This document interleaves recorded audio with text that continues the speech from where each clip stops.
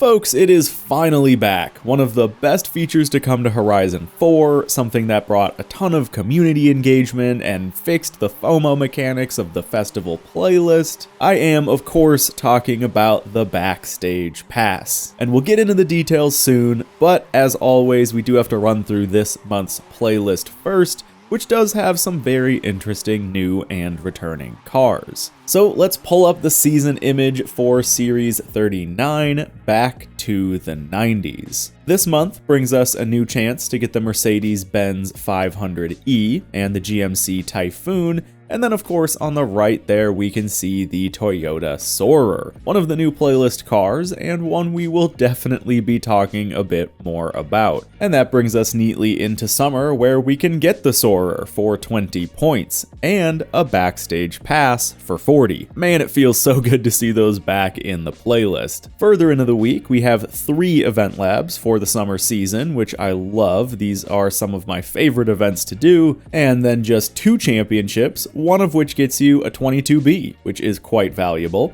and a photo challenge and treasure hunt. It looks like hide and seek will remain in the playlist, possibly as a recurring point reward, and summer's Forzathon shop has the Bugatti EB110 and Cerberus Speed 12, and another Backstage Pass for 1,000 Forzathon points. Then moving over to autumn, the FTO comes to Horizon. Love to see this one return, and it does come with the same aero that the one in Motorsport has. We then have another Backstage Pass for 40 points, and the trial this week gets you a Forza Edition car, the Ford Puma. Then another set of 3 event labs, 3 championships this week, and you can get the Vauxhall Lotus Carlton from one of them, and then yet another treasure hunt, photo challenge, and game of hide and seek. Autumn's Forzathon shop has the McLaren F1 GT and Porsche 911 GT1.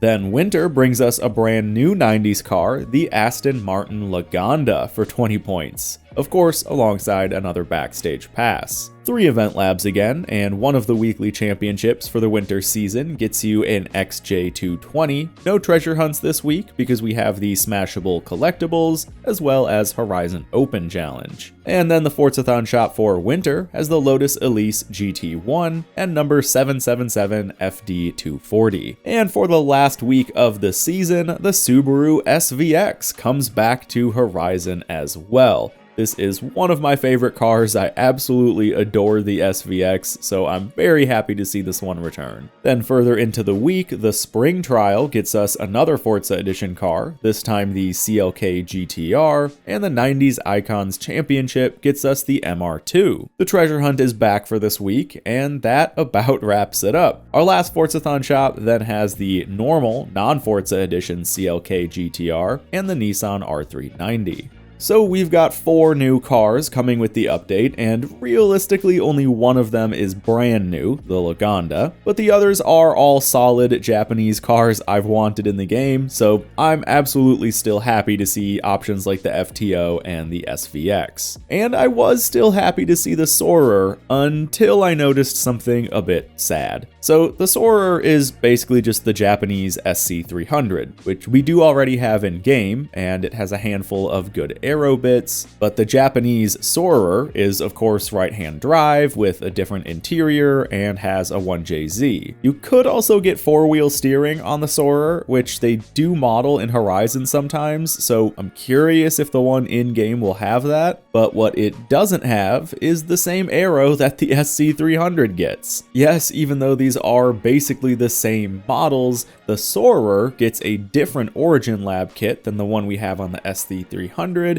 and doesn't get the Vertex kit that we do have on the SC300. So the SC seems to not be getting the new Origin Lab kit that we're getting on the Soarer, and the Soarer doesn't get the old Origin Lab kit or the Vertex kit that we have on the SC300. And I'm sure we just have licensing issues or something to thank for this, but I really hope that they can figure that out and add all the kits to both of the cars. But for now, it's sad to basically get just a less customizable version of the same car we already have. It kind of just puts me in that place of like, okay, it's better than having nothing, but I probably won't ever use this because the SC has better options. But moving on from that, let's switch gears back to something that is very good news, the Backstage Pass. So for those of you who don't know what this is, let's walk through how it'll work in Horizon 5. Every week, you can get up to 2 Backstage Passes, which is sort of a new currency for the game. One of these passes comes from the 40-point reward every week, and the other one comes from the Forzathon shop for 1,000 points, which is a great new way to encourage players to finally earn and spend those points. You can then take those Backstage Passes and spend them at the Horizon Backstage on rare cars. These are all cars that have previously only ever appeared in the festival playlist. But not every car will be here right away. Right now, there's a total of about 200 playlist exclusive cars, and the Backstage will start with just 6. However, every single week, players will be able to vote in-game on what cars should get added to the Backstage. And this is a bit different than Horizon 4's version. This time, cars will be added in sets of 2. So every week, we'll be able to vote between set A, containing 2 cars, or set B, also containing 2 cars. The cars that win the vote will be added to the Backstage at the end of the week, and the cars that lose will go back into the pool of potential cars to show up for some future matchup later on. So this means that every month, 8 new playlist exclusive cars will come to the Backstage, and you can get 8 Backstage Passes, but you are getting one for free shortly after the update rolls out. Now you can only buy one of each car through the Backstage, so these will still remain somewhat rare, just finally obtainable, especially for players that haven't been playing diligently since the beginning of the game. And you can sell these Backstage cars on the auction house or put them up for gift drops if you really want. So if you do already have a lot of the playlist reward cars,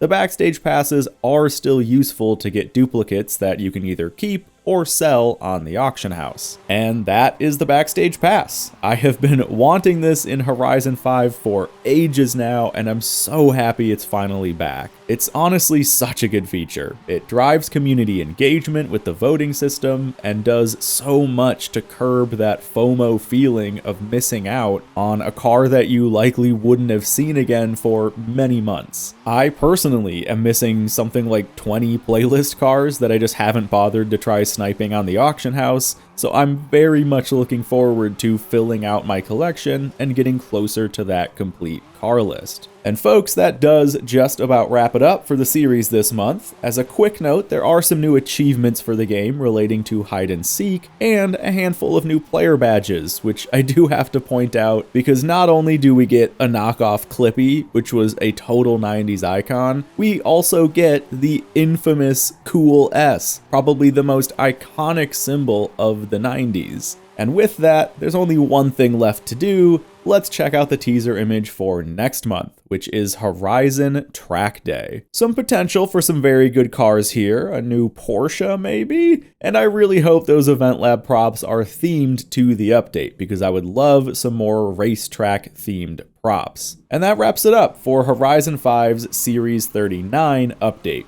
Thanks everyone for watching, and I'll see you in the next one.